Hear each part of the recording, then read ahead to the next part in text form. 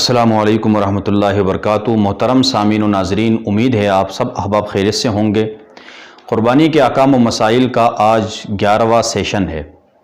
اس 11ویں session میں ہم چند مسائل آپ احباب کے سامنے رکھیں گے قربانی کے حوالے سے بہت ہی اہم۔ پہلا مسئلہ ہے، اگر قربانی کے لیے جانور آپ خریدا تھا یا جانور نہیں خریدا تھا لیکن 3 دن قربانی کے گزر گئے ہیں، ابھی تک اس شخص نے قربانی نہیں کی، اس پر قربانی واجب تھی، تو ایک بکری یا بھیڑ کی قیمت خیرات کر دینا ضروری ہے اس شخص پر۔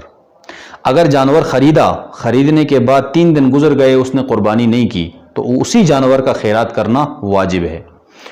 اور دوسرا مسئلہ یہ ہے کہ اگر کسی شخص کے حکم کے بغیر اس کی طرف سے قربانی کیا تو یہ قربانی نہیں ہوگی، یا اگر کسی شخص کی اجازت کے بغیر اس کو قربانی کے بڑے جانور میں شریک کر دیا تو پھر کیا ہوگی؟ کسی شخص کی بھی قربانی نہیں ہوگی۔ یا ان 7 لوگوں میں سے کسی ایک کی نیت صرف اور صرف گوشت حاصل کرنے کی تھی تو سب لوگوں کی قربانی کیا ہو گئی؟ خراب ہو گئی۔ تو اس سے احتیاط کریں، اہتمام اور احتیاط کے ساتھ قربانی کرنی چاہیے۔ اور اسی طرح چوتھا مسئلہ یہ ہے کہ گابن جانور کی بھی قربانی آپ کر سکتے ہیں، اگر بچہ زندہ نکلے تو اس کو بھی ذبح کرے، لیکن اس کے گوشت کو کیا کریں؟ تقسیم کرنے کے بجائے صدقہ کر دینا زیادہ بہتر ہے۔ اور اسی طرح قربانی کے جانور کا بال اور دودھ وغیرہ، بال کاٹنا اور دودھ دھونا یہ درست نہیں ہے۔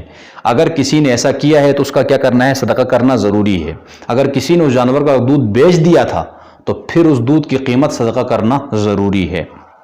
جانور ذبح کرتے وقت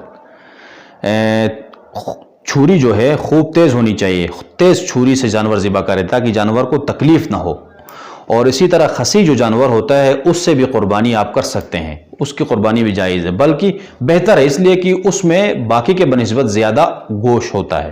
اور اسی طرح چوتھا اور پانچواں مسئلہ یہ ہے کہ بکری کے علاوہ بڑے جانور میں چونکہ زیادہ لوگ شریک ہو سکتے ہیں، تو اس جانور میں تمام شرکا اپنا اپنا گوشت تقسیم کرنے سے پہلے فقراء کو دینا چاہیں تو دے سکتے ہیں۔